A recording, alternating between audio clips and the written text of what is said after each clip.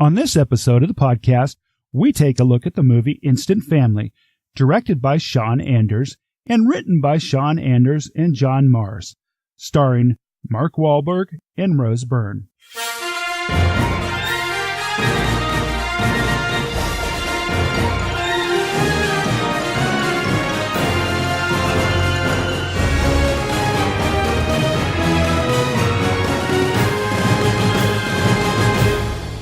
Welcome to He Said, She Said Movie Reviews. This is the podcast where a happily married couple with similar but different movie tastes take a quick look at the movies, helping you make the right decision before your next movie. I'm your host, Tim. And I'm April. Instant Family, an instant hit or an instant flop. We'll tell you all about it right after this one trailer. The trailer we saw in this movie was Winder Park. June, an optimistic, imaginative girl, discovers an incredible amusement park called Wonderland hidden in the woods. The park is full of fantastic rides and talking funny animals. It's an animation movie. It's made by Nickelodeon. And it looks pretty interesting. It really does. All right, so the movie we saw this week was Instant Family. A couple finds themselves in over their heads when they foster 3 children. This is directed by Sean Anders and written by Sean Anders and John Morris.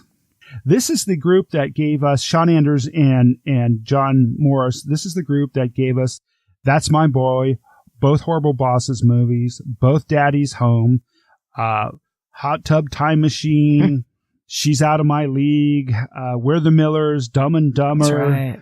It has a pretty decent cast. Yes, it does. I mean, you've got Mark Wahlberg as Pete. You've got Rose Byrne as Ellie, Isabella Monier as Lizzie. You've also got Octavia Spencer as Karen, and one of my favorites in the world that played the Grandma Sandy. You've got Margot, amazingly, Martindale. She's one of my favorite people. And also the other grandmother was played by one of my favorites, Julie Haggerty. That's right. This movie on the April scale went 119 minutes. Too long. It was too long. Okay, so dig into this one, April. I'll let you go first. Okay. I mean, the bottom line is everyone's talking about it being an adoption movie when in fact it was really about fostering kids. Yes. Yeah, the adoption part only comes at the very end of the movie. It's all about fostering. That's a spoiler, Tim. That's what's called a spoiler. Whoops. All right. So anyway, the plot, obviously it's simplistic, but it really isn't about adoption. It's about fostering, and fostering 3 kids at once. But because it's in the same family, obviously, of adoption, and that runs in our family several times over, I'm always sensitive to how things are communicated and how they come across. So I had some issues with some of the verbiage. A little bit of insensitivity made me uncomfortable a few times. But the bottom line, the theme of the movie, family matters. I thought it was too light of a tone, actually. And I thought that, I'll see anything with Mark in it as well as Rose. I love them both. But I felt like in this movie, they brought their comedic side and not their serious side.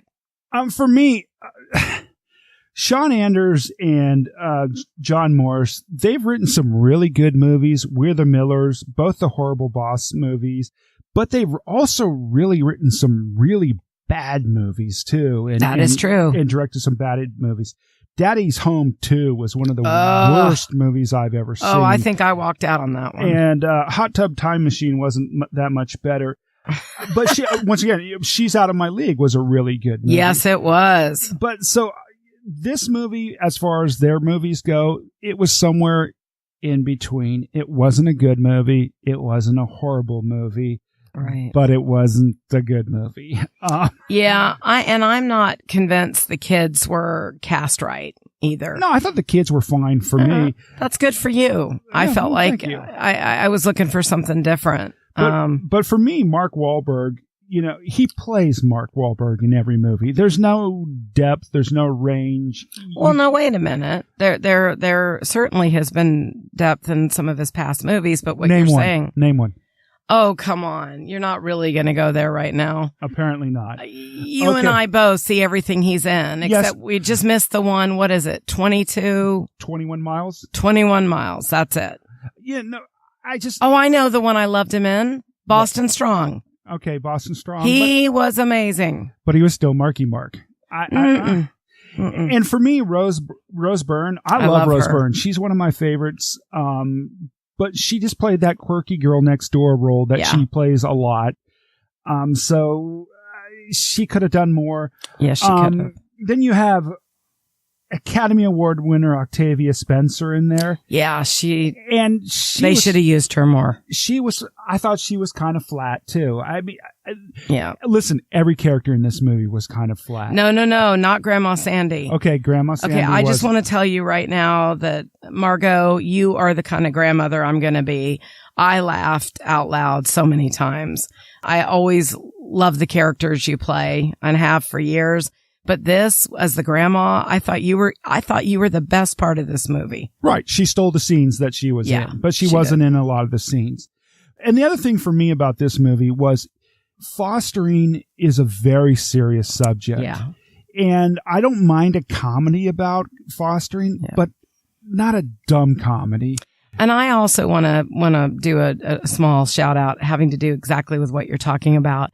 It's very hard to foster. You have to go through a process. You're trusted with children, okay?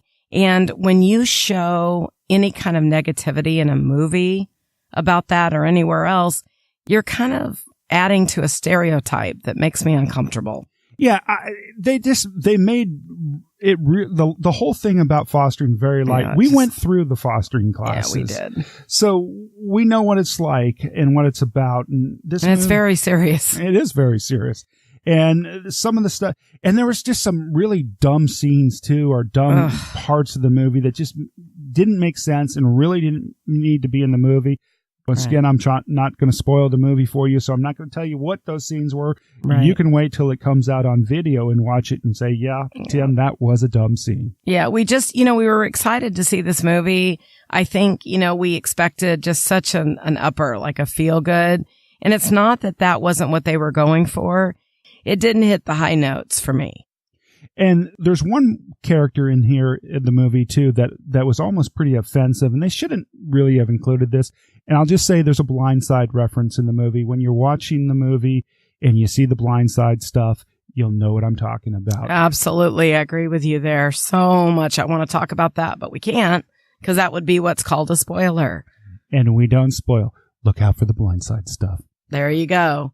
Tim, what do you think about this movie? How do you want to rate it? Like I said, Sean Anders and John Morris have given some really good movies, and they've given some really bad lemons. Well, go ahead. I'm asking. I know you are, and I'm answering you just in my long-winded way that I answer questions. Very long-winded. 2.5. All right. I'm going to copy you. I'm going to give it a 2.5 as well. It just didn't hit the notes for me. I went in wanting it to. So that's where it is. But okay, we did it. And I want to tell everyone there's a lot of movies right now. We're going into the holiday season. So we have many recordings to do. So I'm going to be pushing Tim along a little bit. We know he is long-winded. So if you hear me push a little bit, you'll know why. Oh, I get to talk now? Yeah. Okay, thank you. So if you haven't already done so, please go out to hesaidshesaiedmovies.com/subscribe and subscribe to the podcast. We really appreciate it, and it's free as can be. And if you're in anywhere around Atlanta, Georgia, please come to the Spring Cinema and Tap House in Sandy Springs, Georgia. The only heated seats in the state of Georgia. Plenty of great beer and good drinks, and they're almost done with their full remodel. So come on in. And get there early so you can see our ad up on the big screen. Woohoo! That's it. Thank you very much for listening. We really appreciate it, and we'll see you at the movies. All right. Bye-bye, everybody. And a special shout-out to Miss Laura. Thank you for being such a good fan. Bye-bye. Bye.